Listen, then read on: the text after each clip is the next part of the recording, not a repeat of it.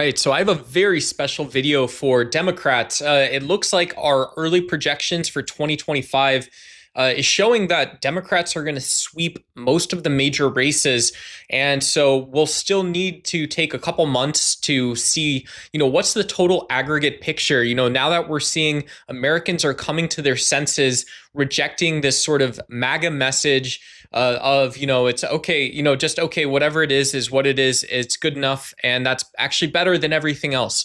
The main housekeeping point is that Zohran Mamdani is going to have to take a step back from some of his messaging about, I think, this sort of personal relationship with people. He has a city that he has to manage. Not only that, but he will be backing a legislative agenda from the mayoral seat.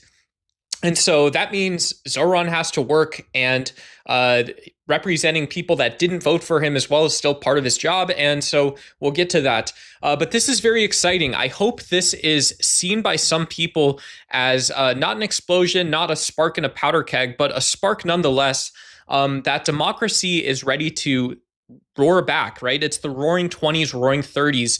And so a couple words of caution. So this came up in a conversation I was having recently. So first, there's this old, almost like Northern European sort of, big urban center mantra, right? We think of a place like New York City or Los Angeles or Sweden, where it's almost like, well, distribution matters more than the actual quantity of something, right? This is sort of a rejection of like pure capitalism where you're saying everything is maximizing a profit, but we care about co-ops, we care about collective solutions, we care about those decision processes.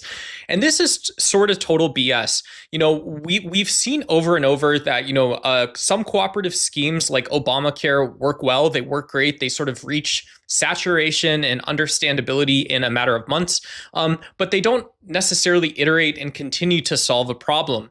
And so I still deeply believe that, in terms of very practical applications, Zohran Mamdani is going to have a very level or uphill struggle, and that's a good thing. The second idea is that in the United States, we need to stop taking terms of art like freedom, which is written about extensively in theory, it's philosophically defined, it's something you can go out and sort of observe practice if you're weird like that.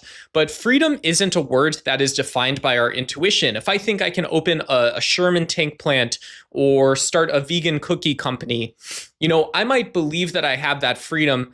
And maybe I do. But our intuition elucidates, it doesn't define that term.